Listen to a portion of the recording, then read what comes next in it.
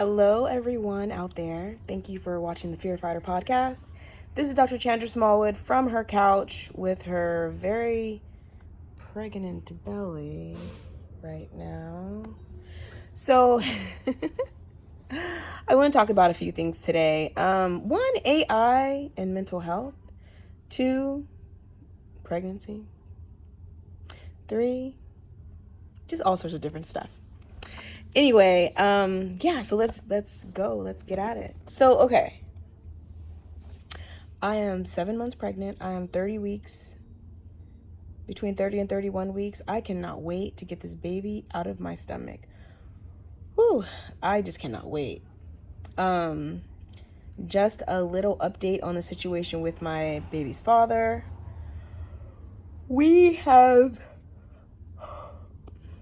I think we've kind of reconciled. I mean, we're not dating at all by any means, but we are getting along. He sent me some sushi today. That was nice of him to do. I have some baby shower gifts that I haven't opened. Baby shower's next week. But I still don't really like him. We just are not for each other. The fact that we're having a baby is going to be trials and tribulations for sure, but we're going to get through it because at the end of the day, we have to get through it for the baby.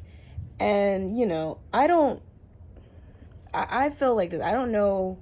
There's women that at times getting really mad at the dad and take it out on the kid, use the kid as a pawn. I don't want to do any of that. I don't need this man to want to be in my life like that. I don't want to be in his life like that.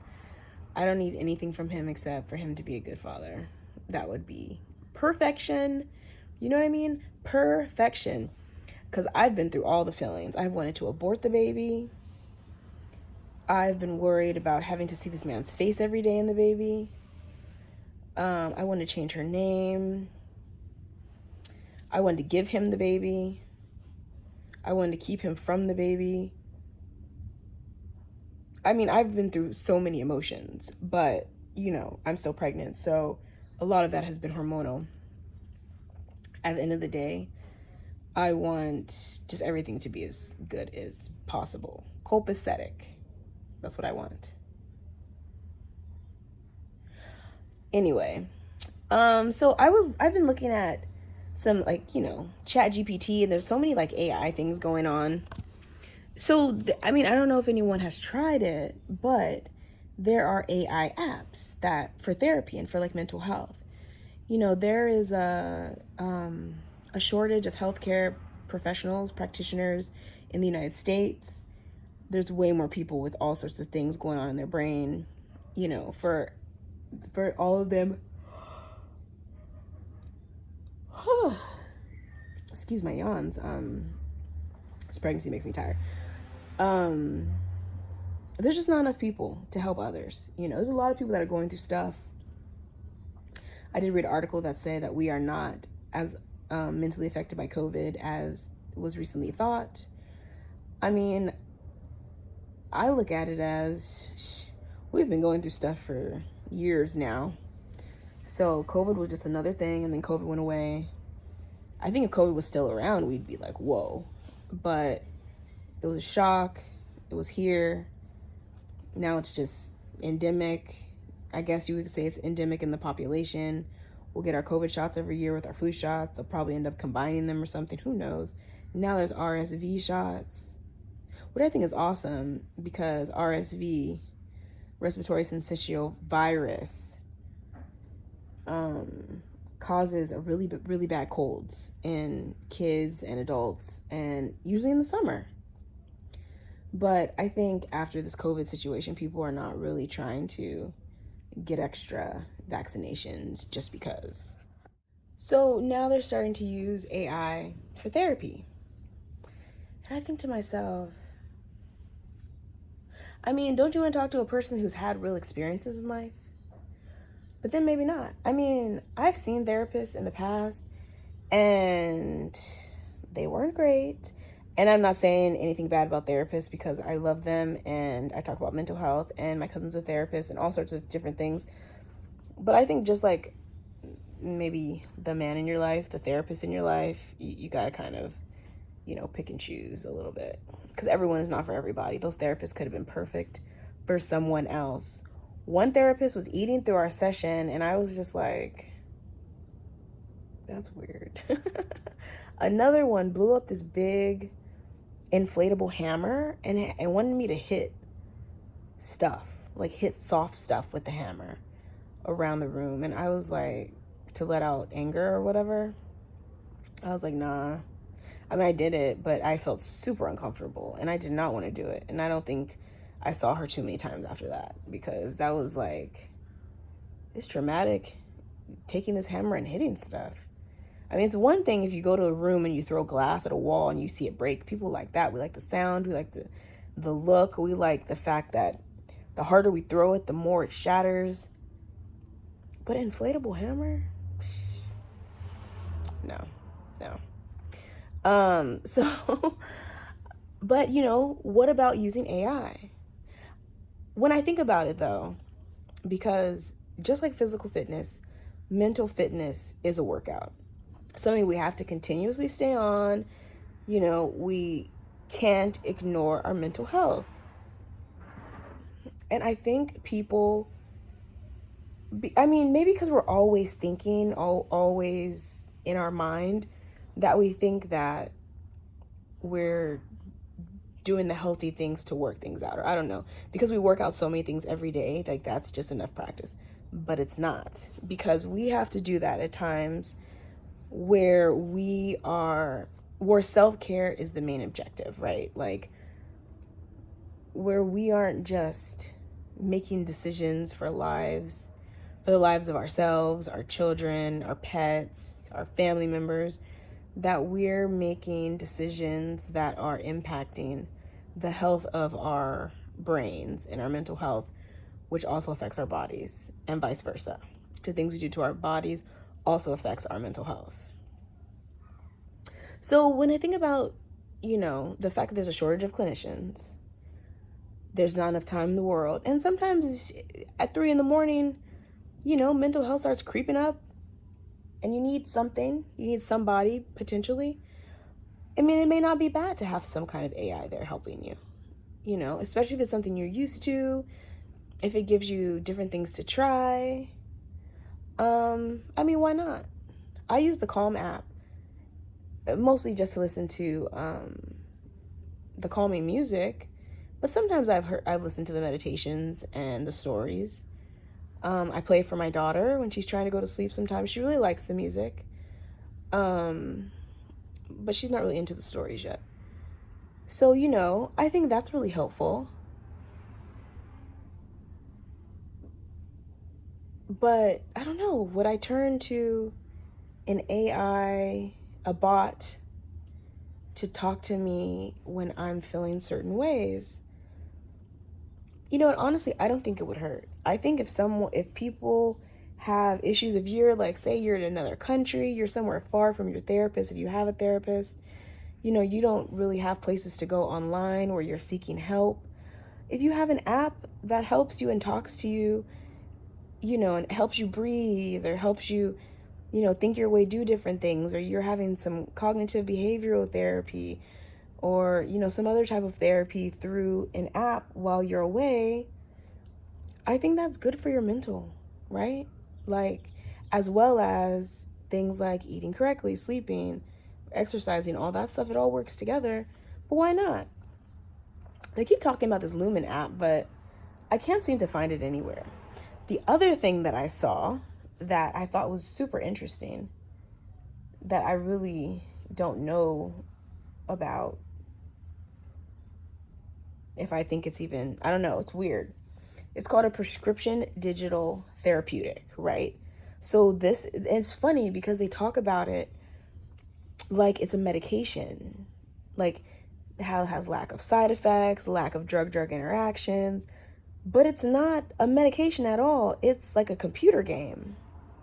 So they made these computer games, which are only available by prescription, a computer game.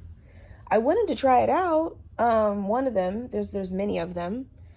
but I don't have a prescription for one. I mean, I guess I could, but the one I wanted to try out was the one for ADHD children, and I don't have an ADHD child. Well, maybe I do, I don't know.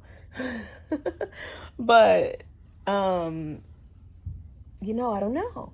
But they have different ones. So let me see.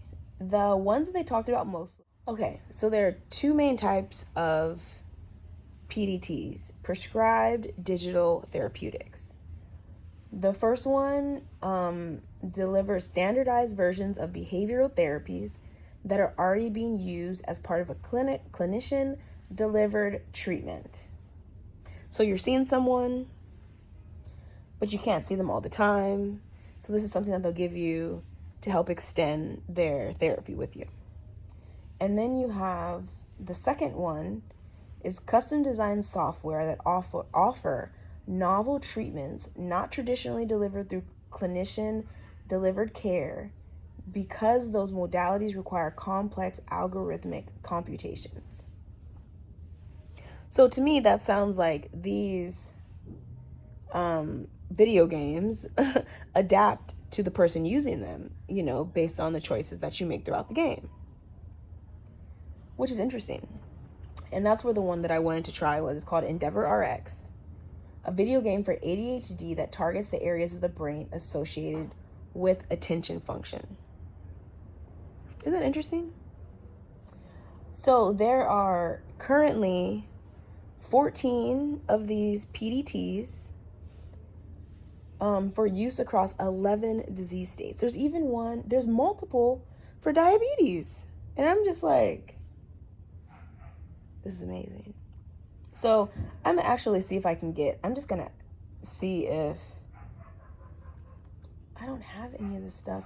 Okay, so the list of what they have are substance use disorder, opioid use disorder, chronic insomnia, ADHD, irritable bowel syndrome. They have multiple for irritable bowel syndrome. Urinary and fecal incontinence. You probably do like a lot of Kegels or something with that. Heart failure. They have 3 for diabetes. I'm going to try to get a prescription for one. I don't know. Ask my PCP. I'm not sure. But I just think it's amazing. So these things are supposed to, they're accessible wherever you need them, at any time of the day. Whenever you can get on your laptop or computer or phone, they're there. Now, they didn't really talk about people doing really well or not on these things. Since it's so new, it's hard to tell how things affect people, when they're new. Like, we think about birth control. Like, birth control came out in the 1930s, which is a medicine, a tablet or, patch or NuvaRing or IUD or whatever. I mean, they didn't all come out in the 1930s, but the ones that did, no one knew what was going to happen to those women later on. I don't know if they're doing studies about it or not now that those women are older. So say you started birth control at 20 years old, I don't know, 1930, 60 more years. Okay, these women would be at the end of their lives. I don't know. It's hard to say without a study, but you really never know how these things are going to affect people. But I mean, if my child was feeling better because they were playing this video game, I mean, I don't know. I feel like when we think about video games, like back in the day, we think about video games as being a waste of time. And now we think about video games as making a whole bunch of money, right? Because video games do that. They make crazy amounts of money. So if you can play a video game, it's like, well, you need to sit online and make some money. Whereas before, they were looked at before as being too violent. And we're thinking, okay, maybe these violent video games are making kids want to harm other kids or other adults. I mean, who knows? We don't know. All we know is now you can play, you can potentially have a job. So back to these video game situations. So you have to have a prescription. So in order to have a prescription, this means that you can charge your insurance, because things that are not with prescription usually cannot go through insurance. Well, you can have a prescription for an over-the-counter product, but a lot of insurances, they don't cover them. So you have a prescription for one of these things covered by your Medicare, Medi-Cal, private insurance, whatever. And that's better for people that, you know, can't really afford extra stuff to help them, which is nice. But also, a lot of times, these things can be really, really expensive, and you may have to pay co-pays on them. You may have to pay more of a deductible. Like, you just never know, you know. And it's hard to say. I mean, yeah, these video games are FDA approved.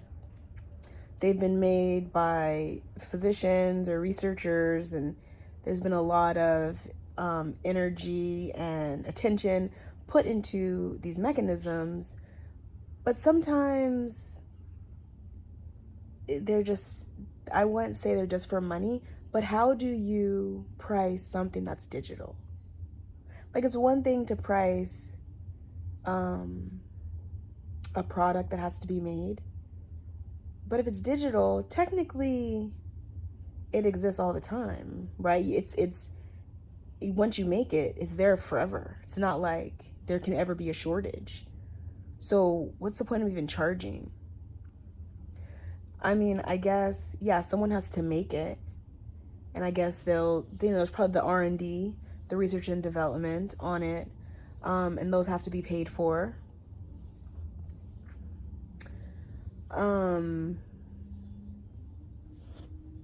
But I mean, I was looking at the app, well, the site of the one for the ADHD, and it looked like the girl was playing Sonic the Hedgehog. I mean, she was moving her controller like back and forth to kind of get around different obstacles. I'm just not seeing how that's different from other video games. I mean, obviously, I don't have the prescription, so I can't play the video game. But it's hard to recommend something for people that could just be like any other video game. I mean, I don't know. Then what? Your child needs a smartphone to use it, or a tablet if you don't already have one. So you have to pay for those things. You have to pay if there's like an upgrade or something and you need to get a new version. You'll have to pay co-pays to see your physician. But then again, if, you know, it keeps a child off of ADHD medication, which has a good amount of side effects, I mean, that would be a plus. That would be a plus. That's what I need to see a study on. I'm going to look for a study on that to see if there is. I doubt it, because these things are pretty new, but ADHD medicine is really hard on kids. It's highly addictive. It causes cardiac abnormalities at times, or death.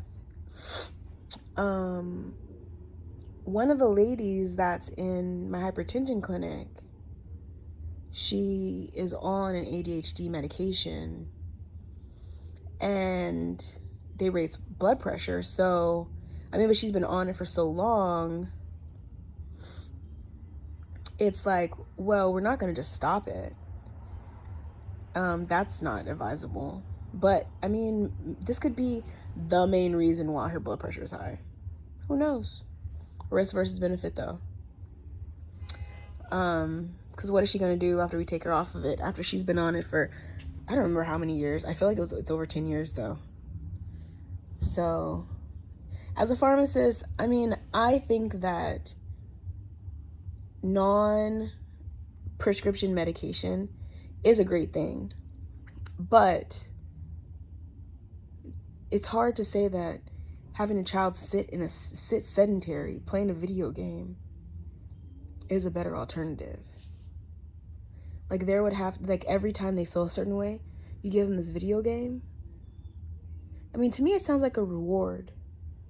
And so they may sit in this room all day playing this video game. I mean, I think as long as kids are getting some exercise, I think it's very important that kids are able to play outside. Being outside is very good for mental health. Being active is very good for mental health. And can you say that sitting down playing a video game is more efficacious than going outside? I mean, maybe if it's raining or, like I said, late at night. But who knows? Let that go. I did look at another one of them, insulia, which is for insulin. And that one was pretty dope because people have to, at times, adjust their insulin regimens. People that have not uncontrolled insulin and their basal insulin, which is like your baseline insulin, can change because you eat differently. Your body does different things. You get sick. You are active. You're not active.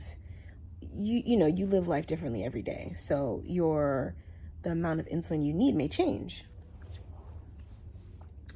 And that, well, it's not really so much of a video game, but that video game-ish thing, that it starts off at the doctor's office. The doctor puts in the information of the insulin you should have, your goals. It goes to your phone. You tell your phone, you take you prick the home glucose test result into your phone. It asks you about recent bouts of hypoglycemia or really low blood sugar, and it calculates what it feels like your dose should be, and it tells you the reasoning for the calculation. Now, I think that is awesome, right? I mean, and plus you're using it for what, 5 minutes, 5 to 10 minutes, and that's it. You know, you're not playing for hours on your computer. Where does it end? I mean, if they have ADHD, how are they going to do other things than play video games? You know, I feel like video games probably work well for all ADHD kids. You know? I mean, I don't know. I got to see this in action to see where it really takes them off the video game and makes them focus on their homework or the chores they have to do around the house. I can't get off of it. I need to get off of it and let it go. Yeah. So I will stop there. Please, if you have any comments, education for me on these things, let me know. I'm talking about them here to give anyone any kind of option if they want to try this for their child, or just to know that these things are out there. I mean, because it is kind of cool. It's just, who knows? You never know. Maybe it may work great, maybe they don't. But just in case you need a little bit of therapy late at night, you know, look up one of the AI apps. AI apps are WYSA, WYSA, Wobot, WOEBOT, Limbic, like the limbic system, LIMBIC, Rise Up, and Mind Spa. I'm gonna try one of these. I guess I'll try the first one, WYSA, since it's number 1 on this list right here. And just see in the example, it says, talk through your anxiety. So I'm gonna see, you know, what this is all about. For everyone, have a great day, great weekend. Oh, happy 4th of July. I am not ignoring the fact that these crazy decisions have been made with student loans and affirmative action and, you know, abortion. I mean, it's been a little while now, I guess months. But yeah, my mental is definitely being affected by these decisions. It's so unfortunate. But for now, let's just get through the day. See you. I just want to add in that I tried one of those apps, WYSA, WYSA. I didn't do the paid version, so maybe the paid version is better. But I did the free version, and I did a couple of sessions. The first one was about decreasing urges, and I did a meditation, and I mean, that was kind of cool, surfing urges or whatever. I always get lip gloss down here. The second one was about your frame of mind, like having a positive frame of mind. So it asked me what was wrong, and I said, my baby's father speaks to other women. It said, what about that really bothers you? I'm pregnant and he's flirting with women. The first thing I said was, oh, that's all right.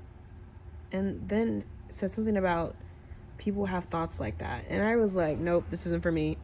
Nope, can't do it. I mean, because it ain't all right. But yeah, anyway, I mean, I don't know, maybe it was going to say something like, you're strong, you can do it. I don't know, but I had to let it go because that wasn't going to work for me. So, you know, I think though, I think that right now, if I was like in a really desperate emotional situation, I may have kept going and they probably would have said some positive things that may have helped me. But since right now I'm good, I was kind of like, this is making me feel worse than I already feel. Anyway, I just want to throw that in there.